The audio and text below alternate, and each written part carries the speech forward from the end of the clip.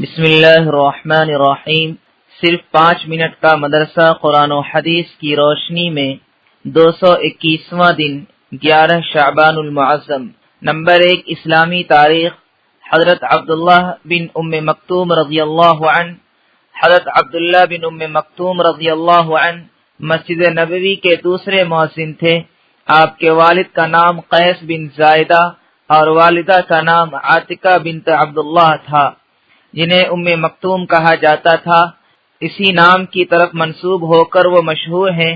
آپ رضی اللہ عنہ نے بالکل شروع میں اسلام قبول کر لیا تھا اور نابینا ہونے کے باوجود دین سیکھنے میں دوسروں سے آگے رہتے تھے۔ قرآن پاک میں تقریباً 16 آیات حضرت عبداللہ بن ام مکتوم رضی اللہ عنہ کے حق میں نازل ہوئی، جس کی وجہ سے حضور صلی اللہ علیہ وسلم آپ کا بڑا اکرام فرماتے تھے۔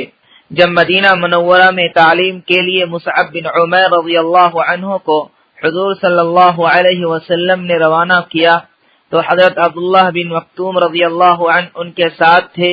حضور صلی اللہ علیہ وسلم مدینہ منورہ سے باہر تشریف لے جاتے وقت انہیں مدینہ میں اپنا نائب مقرر کرتے تھے۔ فتح مکہ کے موقع پر حضور صلی اللہ علیہ وسلم نے مدینہ میں حضرت عبداللہ بن ام مکتوم ہی کو اپنا نائب بنایا تھا۔ وہ نابینا ہونے کے باوجود ہر وقت اللہ کے راستے میں جانے کے لیے تیار رہتے۔ سن 15 ہجری میں حضرت عمر رضی اللہ عنہ کے زمانے میں جنگ قادسیہ میں شہید ہوئے۔ نمبر 2 اللہ کی قدرت۔ سمندری مچھلی۔ جس طرح اللہ تعالی نے ہمارے لیے زمین پر بے شمار غذائیں پیدا فرمائی، اسی طرح سمندر میں بے شمار قسم کی مچھلیوں کو ہماری غذا بنا دیا۔ لوگ ہزاروں سال سے سمندری مچھلیوں کا شکار کر کے اپنی غذا حاصل کر رہے ہیں، لیکن آج تک مچھلیاں ختم نہیں ہوئی۔ اور عجیب بات یہ ہے کہ کھارے اور میٹھے سمندر کی مچھلیوں کے ذائقے میں ایک خاص فرق بھی ہوتا۔ بے شک یہ اللہ کی قدرت اور بندوں پر اس کی بڑی عنایت ہے، جس نے ان کے لیے مچھلی جیسی اہم غذا کا انتظام فرمایا۔ نمبر 3 ایک فرض کے بارے میں۔ کھڑے ہو کر نماز پڑھنا۔ قرآن میں اللہ تعالیٰ فرماتا ہے، نماز میں اللہ کے سامنے عاجز بنے ہوئے کھڑا ہوا کرو۔ فائدہ، اگر کوئی شخص کھڑے ہو کر نماز پڑھنے کی طاقت رکھتا ہو تو اس پر فرض اور واجب نماز کو کھڑے ہو کر پڑھنا فرض ہے۔ نمبر 4 ایک سنت کے بارے میں اپنے ساتھیوں سے مشورہ کرنا۔ حضرت ابو ہریرہ رضی اللہ عنہ فرماتے ہیں کہ میں نے رسول اللہ صلی اللہ علیہ وسلم سے زیادہ صحابہ کرام کے ساتھ مشورہ کرتے ہوئے کسی کو نہیں دیکھا۔ نمبر 5 ایک اہم عمل کی فضیلت، قرض معاف کرنا۔ رسول اللہ صلی اللہ علیہ وسلم نے فرمایا، ایک تاجر لوگوں کو قرض دیا کرتا تھا، پھر جب یہ دیکھتا کہ کوئی مجبور ہے تو اپنے آدمیوں سے کہتا کہ اس کے قرض کو معاف کر دو، امید ہے کہ اللہ ہم کو بھی معاف کر دے گا۔ جب وہ مر گیا تو اللہ تعالیٰ نے اس کی مغفرت فرما دی۔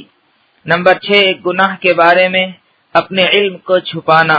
رسول اللہ صلی اللہ علیہ وسلم نے فرمایا، اگر کسی شخص سے کوئی علم دین کی بات پوچھی گئی اور اس نے اس کو چھپایا حالانکہ وہ چیز اس کو معلوم ہے تو قیامت کے دن اس کے منہ میں آگ کی لگام دی جائے گی۔ نمبر 7 دنیا کے بارے میں انسانوں کی حرص و لالچ۔ رسول اللہ صلی اللہ علیہ وسلم نے فرمایا، اگر آدمی کے پاس مال و دولت کی 2 وادیاں ہوں تو وہ تیسرے کی طلب کرے گا، اور آدمی کا پیٹ تو بس قبر کی مٹی ہی بھر سکتی ہے۔ نمبر 8 آخرت کے بارے میں اہل جنت کا کھانا پینا۔ قرآن میں اللہ تعالیٰ فرماتا ہے، یقیناً اللہ تعالیٰ سے ڈرنے والے امن کی جگہ میں ہوں گے، یعنی باغوں اور چشموں میں باریک اور موٹے ریشم کا لباس پہن کر ایک دوسرے کے آمنے سامنے بیٹھے ہوں گے۔ یہ سب باتیں اسی طرح ہوں گی اور ہم بڑی بڑی آنکھوں والی حوروں سے ان کی شادی کر دیں گے اور وہ ان باغوں میں اطمینان سے ہر قسم کے میوے منگاتے ہوں گے۔ نمبر 9 طب نبوی سے علاج۔ اسمد سرما کے فوائد۔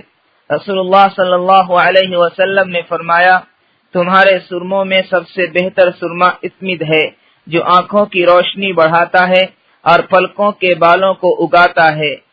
نمبر 10 قرآن کی نصیحت۔